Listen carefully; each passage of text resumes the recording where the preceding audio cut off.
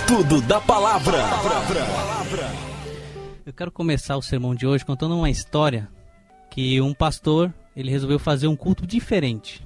Resolveu fazer um culto sobre milagres, sobre testemunhos. Ele fez um culto só de testemunhos. Então ele começou a chamar as pessoas perguntando quem é que tinha um testemunho. E as pessoas começaram o quê? A testemunhar. E cada testemunho era um mais maravilhoso do que o outro. Então a igreja aplaudia aquilo. A igreja ficava alegre com aquilo, por causa dos seus testemunhos. E era cada testemunho muito tremendo. Uns diziam, olha, Deus me salvou, Deus me libertou, Deus, Ele me resgatou, Deus, Ele me curou, Deus, Ele me livrou da morte, Deus, Ele me deu um grande livramento. Então teve vários testemunhos.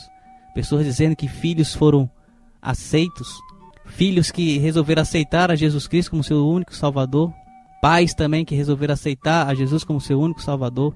Então foi um dia maravilhoso, só de testemunho.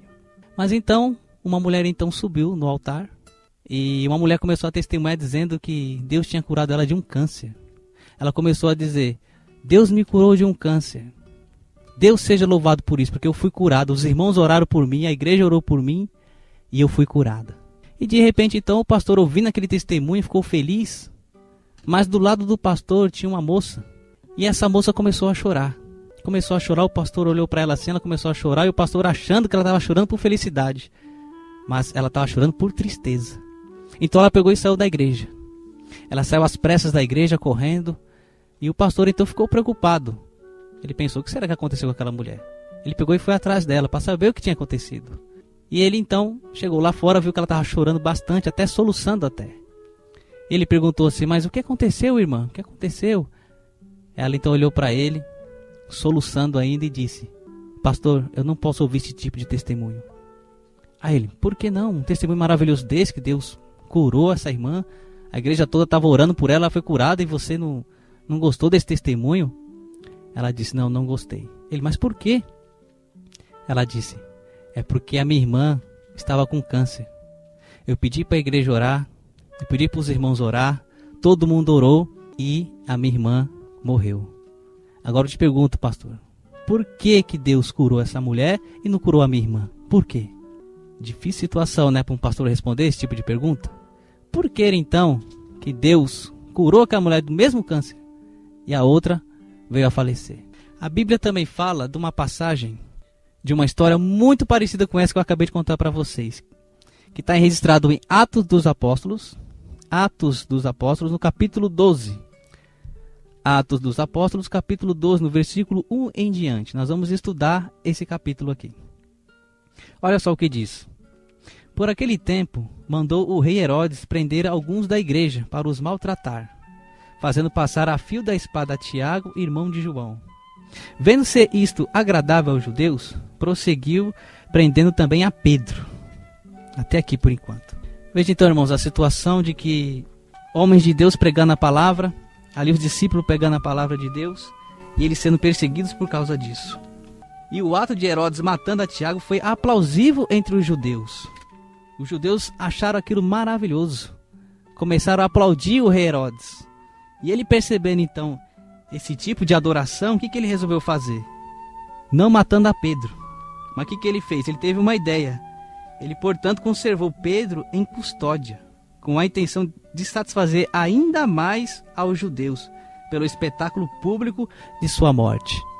Então, além de ele ter feito isso, matado a Tiago, ele também queria fazer isso com Pedro, com o apóstolo Pedro, mas ele queria primeiramente humilhar a Pedro em praça pública, para depois sim fazer a execução de Pedro. Mas aí o rei Herodes, ele teve uma precaução, porque lembrando-se do anterior libertamento dos apóstolos da prisão, Herodes tomara desta vez precauções dobradas. Porque lá em Atos, no capítulo 5, a Bíblia fala que os apóstolos estavam na prisão e de repente eles saíram da prisão e estavam lá pregando novamente. Então o rei Herodes pegou e falou, então esse não vai sair da prisão, Pedro não vai sair. Então o que ele fez? Ele teve precauções dobradas para evitar toda a possibilidade de escape do apóstolo Pedro. Pedro tinha sido posto sob o cuidado de 16 soldados, que em diferentes vigílias o guardavam de dia e de noite. Em sua cela fora colocado entre 2 soldados, ligado por 2 correntes, cada uma presa ao pulso de um dos soldados. Não podia mover-se, nem o conhecimento deles, porque se o apóstolo Pedro se movesse, automaticamente os soldados iriam perceber. E também com as portas da prisão firmemente seguras e uma forte guarda diante delas. Toda a possibilidade de livramento ou escape por meios humanos estava excluída. Então aqui, irmãos, a gente vê uma cena de um homem de Deus que foi preso porque estava pregando a palavra do Senhor. E a Bíblia fala de que Pedro estava ali sozinho. E um detalhe muito curioso que a Bíblia fala é que Pedro, ele dormiu. Ele dormiu sabendo que ia ser executado no outro dia. Porque essa foi a mensagem que ele ouviu do rei Herodes. Que ele ia ser executado no outro dia. E a Bíblia fala que ele dormiu. E não era um sono assim não, leve não, era um sono pesado. Veja só o que diz aqui no versículo 7. Eis porém que sobreveio o anjo do Senhor, e a luz iluminou a prisão. E tocando ele ao lado de Pedro, o despertou, dizendo: levanta-te depressa. Então as cadeias caíram-lhes das mãos. Agora eu faço uma pergunta para vocês, queridos ouvintes. Imagine alguém chegar e falar para você assim: amanhã você será humilhado em praça pública. E depois disso você será executado. Aí eu pergunto para você, você conseguiria dormir? É óbvio que não, né? Você sabendo que vai morrer no outro dia, como é que você vai dormir? Mas aqui o apóstolo Pedro, ele o quê? Conseguiu dormir. Imagine a prisão. A prisão, irmãos, não era que nem a prisão de hoje, não. As prisões antigamente eram prisões que quando a pessoa estava ali, as esperanças também acabavam. Pedro estava encerrado em uma cela cavada na rocha, cujas portas tinham fortes ferrolhos e barras, e os soldados em guardas ficavam responsáveis pela sua custódia. Veja só, era uma cela cavada na rocha, uma cela fria e escura. E mesmo assim o apóstolo Pedro conseguiu dormir. Mas por que ele conseguiu dormir? Porque ele confiava em Deus. Mesmo se Deus livrasse ele ou não, mesmo assim ele confiava em Deus. Era o homem de fé. O apóstolo Paulo mesmo fala que o justo viverá pela fé. É exatamente isso que o apóstolo Pedro estava vivendo pela fé. E vamos ver aqui então o que acontece depois disso, depois que ele dorme. A Bíblia fala que o anjo desceu até a sua cela. Veja, o anjo desceu na cela. E a Bíblia fala que começou o quê? A iluminar toda a cela. Detalhe, hein? Tinha 2 soldados lá dentro com ele. Iluminou toda a caverna. E então ele pegou e sacudiu Pedro. Pedro, olha, acorda, levanta-te depressa. Levante-te depressa. E Pedro então ele achava o quê? Que era um sonho. Para ele ele estava sonhando que Deus estava resgatando ele da prisão. Mas não era um sonho. Era uma realidade. Porque ele estava pensando que era a última noite antes da planejada execução. Porém do céu foi enviado um poderoso anjo para libertar Pedro. As vigorosas portas que prendiam o santo de Deus abriram-se sem auxílios de mãos humanas. Deus seja louvado por isso.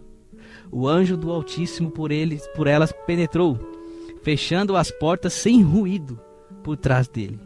Ele entrou na cela, e ali Pedro, dormindo tranquilamente, o sono de uma perfeita confiança. Pois então, depois disso, quando o anjo acordou ele, pediu para ele se vestir. E do versículo 9 em diante, a história diz que eles passaram pela guarda e chegaram à porta, pesadamente aferrolhada, que por si mesma se abriu e imediatamente se fechou de novo, enquanto os guardas, dentro e fora, permaneceram imóveis em seu posto. Alcançaram a segunda porta, também guardada por dentro e por fora. Abriram-se como fez a primeira, sem ranger as dobradiças, ou nenhum ruído nos ferrolhos, na porta pesada. Passaram por ela e novamente se fechou, também sem ruído. De modo idêntico passaram pela terceira porta e acharam-se em plena rua. Não se trocou uma palavra sequer. Não houve ruído de passos. O anjo se movia suavemente diante de Pedro, cercado de uma luz de muito brilho. E Pedro, então, mais uma vez ele achava que Deus estava resgatando ele, mas era um sonho. E Deus, ele é tão poderoso, tão maravilhoso, que o anjo entrou, abriu a primeira porta, acordou Pedro Ele saiu da primeira porta, fechou a primeira porta e a porta não fez ruído nenhum. E naquele tempo as portas faziam aquele eco. Quando um soldado fechava uma porta daquela, fazia aquele eco. E quando trancava com um ferrolho, também fazia aquele ruído. Mas o anjo fez tudo isso aí e não houve nem ruído, nem barulho sequer. E os soldados, eles não se mexeram. Principalmente aqueles dois que estavam junto com Pedro lá dentro da caverna. Então eles passaram pela primeira porta. O anjo abriu e fechou. E não se ouvia sequer um barulho de passos. Porque numa caverna dessa, quando você andava, tinha aquele eco dos passos. Não tinha passos. O anjo estava o quê? Voando junto com Pedro. E Pedro, então, ele saiu da prisão. Quando ele saiu da prisão, veja só o que diz o versículo 11 do capítulo 12 de Atos dos Apóstolos. Então Pedro, caindo em si, disse: agora sei que verdadeiramente que o Senhor enviou o seu anjo e me livrou da mão de Herodes e de toda a expectativa do povo judaico. Então aqui ele acordou e viu que realmente Deus o livrou. Mas então ele chega para contar esse testemunho. Ele chega na casa dos outros irmãos e pega e fala assim para ele assim: olha, Deus me libertou. Deus me libertou da prisão. Ele me livrou da morte. Agora eu pergunto para vocês, irmãos, que a primeira história que eu contei para vocês. A pergunta é: por que Deus livrou a Pedro e não livrou a Tiago? Os dois eram discípulos, os dois serviam a Cristo, os dois eram fiéis. Por que então que Deus permitiu que Tiago fosse morto e Pedro não? Pedro dando aquele testemunho maravilhoso. Imagine a família de Tiago ouvindo isso. A família deve estar se perguntando: nossa, que testemunho maravilhoso, mas por que não livrou também a Tiago? Qual é a diferença? É exatamente aquela história que eu contei para vocês. Por que Deus curou aquela irmã do câncer e não curou a outra, sendo que as duas eram fiéis? Por quê? A resposta, irmãos, está lá em João, no capítulo 14. João, no capítulo 14. Olha só, essa era a esperança de todo cristão e dos discípulos. Ele diz assim: não se turbe o vosso coração. Credes em Deus, credes também em mim. Na casa de meu pai há muitas moradas. Se assim não fora, eu não vou-lhe teria dito, pois vou preparar-vos lugar. E quando eu for vos preparar lugar, voltarei e vos receberei para mim mesmo, para que onde eu estou estejais vós também. Deus, irmãos, ele nunca prometeu que nós iríamos ficar nesse mundo sem tribulação. Ele nunca prometeu isso, mas uma coisa ele prometeu: se a gente ficar fiel até o final, seremos salvos, estaremos com ele no céu. Então essa foi a promessa. Aí eu pergunto para você: e o apóstolo Pedro, ele está vivo? Não, está morto. Imagine se Deus fosse livrar ele para sempre. Então, irmãos, a mensagem de hoje é: nós temos que confiar em Deus. E uma promessa que ele prometeu é que se a gente for fiel até o fim, nós estaremos com eles para sempre. Estaremos com ele para sempre. Então, se você está com alguma dificuldade, com algum problema, ou então perguntar: mas por que Deus não me abençoa, abençoa aquele irmão, não abençoa eu? Faça a seguinte oração: Senhor, que seja feita a tua vontade. Senhor, que não seja feita a minha vontade, mas seja a tua vontade. A promessa, irmãos, tanto para Tiago ele morreu, mas ele ganhou a promessa de ser salvo. Pedro também ganhou a promessa também de ser salvo. Então hoje, a partir de hoje, começa a confiar em